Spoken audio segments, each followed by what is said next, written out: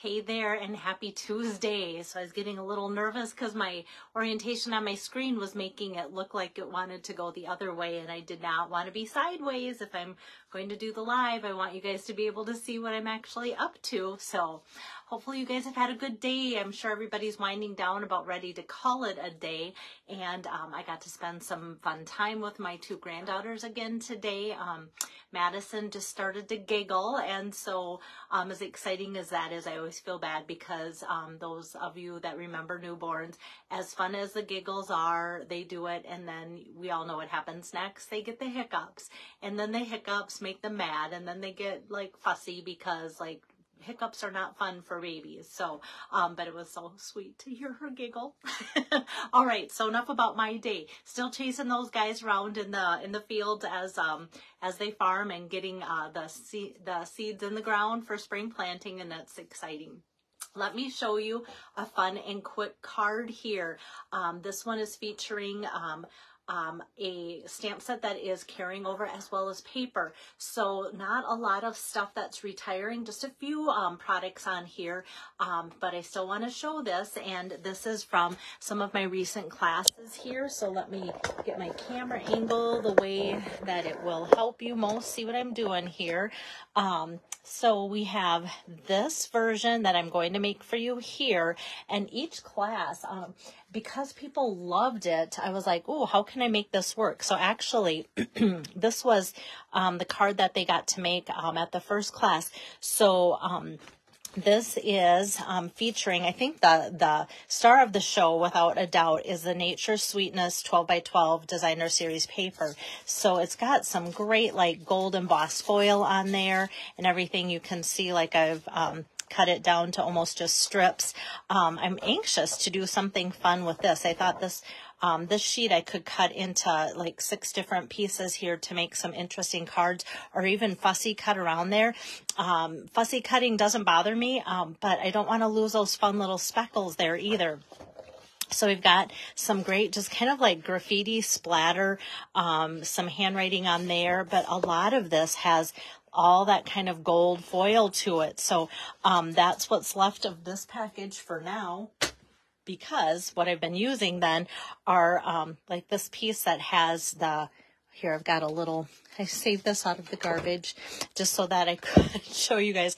So it's got some writing on it with some gold splatter, and I love that. So it just kind of looks like you went through extra work to make this like extra fancy, but really it is like that right from the get-go, which is always fun.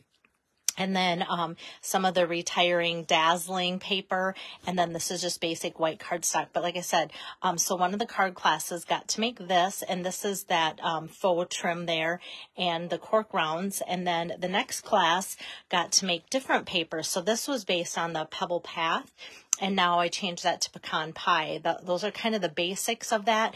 And then some have more coppery and more gold to it. So this one, because I was going with more of this look and it matched the pecan pie, then I went with some retired rose gold, or retiring, I should say, rose gold.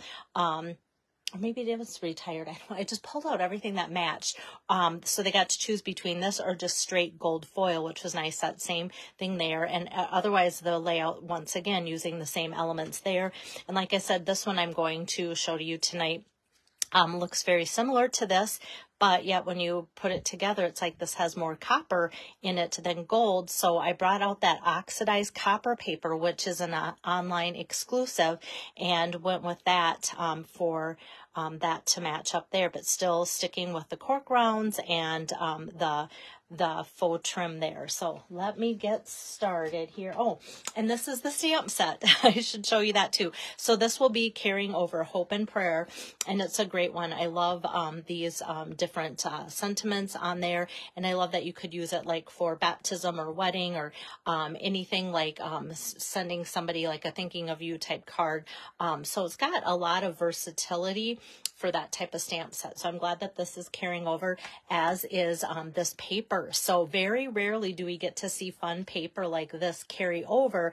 And people ask that. So I'm going to just touch base on that just a little bit, not much. But the reason why a lot of our papers don't carry over And it's always a supply issue, like how long can we keep getting that supply in? But a lot of times there's some kind of element within the paper that that is connected to a retiring color, and often that's like in colors or different things. So when we see different papers, think back to those wood grain ones that we had a while back. It was just wood grain, so it kind of coordinated with different things, but it wasn't exactly a true color of anything. So those stuck around for a couple years just because they just stayed in, and they were a good seller.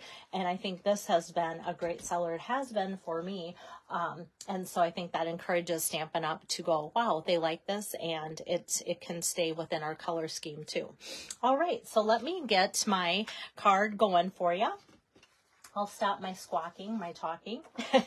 All right, so what I did is cut some pecan pie, and when I have a design that's going this direction versus this direction, I always cut it so that it's going to open up this way. I'm always afraid if I have it going, you know, this way for a card, that if there's any weight on it, it might end up on the person's desk going down like that, and vice versa. So, so if the card opens up this way, I don't want it to, you know, the tent to go down. So it's opening this way today, and I just have cut down this then to 4 inches by 5 1/4. Yeah, look at what I had to give up for that. Like, how fun is that kind of intricate little delicate design with the gold foil there.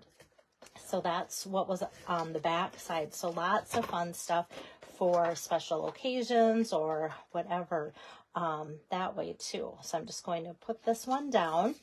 And now what I did is, like, these pieces are cut ahead of time because these were used in a class, and I'm just using the extra pieces to give you guys some inspiration. So like I said, this is that oxidized copper paper, online exclusive, or it's online right now. And then this is the DSP from Nature Sweetness, and then this. So I've cut out these from the tailor-made tags. So the tailor-made tags are going to be retiring. They're still available, and what they look like is a couple sets of different styles, and the styling is in the top here. And then the ones that I use then for my card are the 2 largest, so the very large and then the next sized one of this. And so I see are $22, the tailor-made tags. So that's the pricing of them. Get them before they're gone on the 30th or before supplies run out. So what I did is then just used the largest one and cut out these, and then I used the next largest one for this. So the only stamping that we did on the card was with the pecan pie pad. And I'm just going to open that up and then ink up "You Are in My Prayers." So this could make a great sympathy card. Or sometimes I've had people say, you know, what do you say to somebody maybe that's terminally ill? You can't say like "get well soon" or something like that. So this would make a perfect card for that type of unfortunate reason why you're sending the card. So then what I'm going to do is just put a little bit of adhesive on these layers. Yeah, look at this, how pretty that is. That's in Pebbled Path. I love that. I wish I had a dress that color. I like dresses. So then what I do, excuse me, is just take where that hole is. I kind of line this up like so. And then I'm going to line this up in that next hole. So these are all lined up there, and that's how I connect them all, but I'm not connecting them by putting this through. So that's one thing I tried to catch people at classes, not always did I, but they did not have to put that through. The reason why, I'm usually heavy-handed, and I'm always afraid if I try and thread through on a tag like that, especially with something thick like this faux trim, I'm afraid that I'm going to rip it as I kind of tie the knot after getting it through.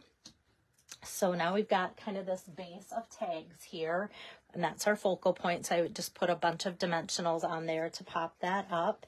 And so then I'm just going to kind of center that so it fans out like so. And then you're going to witness something I rarely do. I'm going to make a bow, you guys. You guys know me. I always make knots. So this is the gold, and it's called faux leather trim. I don't know why, well, I do know why it says gold. So that was the other thing. This has a fun gold finish to it on the sides of it, or the top and bottom, not the sides. But it is very like faux leather. And so it makes it very easy to tie. So I will do a shout out to my friend Joyce. Joyce is a stamper, and she said, make a bunny ear, give it some space, make another bunny ear like so. So we've got 2 bunny ears.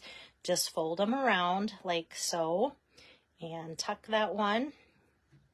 And like 9 out of 10 times or more, I get that my first go around. So then we've got this bow, and this is what I love. I just give it a tug and it stays snug like so. So love that about it. And I'm just going to get my scissor here and give that cut. And so I actually didn't mind making these bows because they were so easy. I wasn't frustrated by the silkiness that would make these like want to just slip through and keep on going. And so I tied bows for people at class because I was happy to do it. So then I'm just going to take and put this into a couple mini glue dots. And the reason why a couple is because it's a pretty thick material, and so it kind of spreads out a little bit, and I want it to lie flat so that it's not too bulky for mailing. I didn't put a dimensional underneath there, so that kind of will help with mailing and such, but I just love the look of that kind of loose bow on there.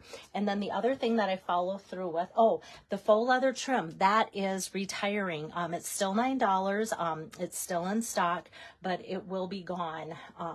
So that is going to be gone. And then these rounds are already gone. And so I'm kind of sad to be showing something that is gone, but these were super cool. So in case they would happen to bring back a product like this, I love it. And so many people commented on how cool it felt, like really true cork, and it just like stood up easily to, you know, the element of like it's, I don't know, like you never know sometimes if things are going to stay sticky when they're a different material. And it was fun to see these things be really easy to work with too. Adhesive back, always a favorite option of mine. Usually I kind of tuck one here, but my bow kind of got down lower, so I'm just going to put one up here. It's a very busy pattern, so it doesn't show up a lot, but I love that there is something on there to kind of set it apart to make it special.